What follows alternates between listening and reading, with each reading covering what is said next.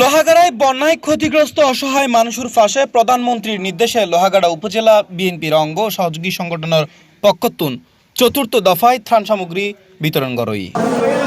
জুলাইর 19 তারিখ বেলে আমিরাবাদস্থ একখান কমিউনিটি সেন্টারত আয়োজিত ত্রাণ বিতরণ অনুষ্ঠানত প্রধান অতিথি হিসেবে উপস্থিত আছিল চট্টগ্রাম দক্ষিণ জেলা বিএনপির আহ্বায়ক কমিটির সদস্য ফজলুল কবির ফজলু। ধৈর্য ধরতে হবে, এটা আল্লাহর পক্ষ থেকে হয়, এটা বিশ্বাস রাখতে হবে। আল্লাহ আমাদেরকে সৃষ্টি করছে, আমরা আল্লাহর কাছে চলে যাবো।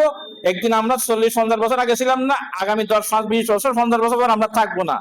যিনি সৃষ্টি করেছেন উনি দিয়েছেন, এটা সবর আমাদেরকে করতে হবে। এটা হাই হতাশ করলে হবে না, ইমানের সাথে যারা আছেন এটা সবর করতে হবে।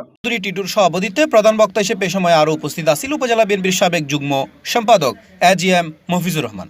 লোহাগাড়া বিএনপি নিয়ে একটি কথা বলতেছি, আমরা সবাই একত্রিতভাবে সুসংগঠিতভাবে দলকে মানুষের সাধারণ দান প্রার্থী নিতে চাই।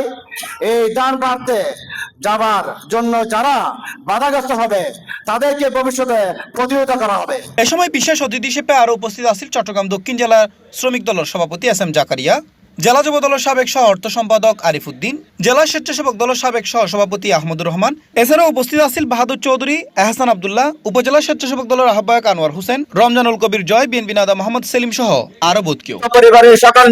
পরে বন্যায় ক্ষতিগ্রস্ত হলের মাঝে ত্রাণ সামগ্রী বিতরণ করা হয়। C plus TV, Chittagong.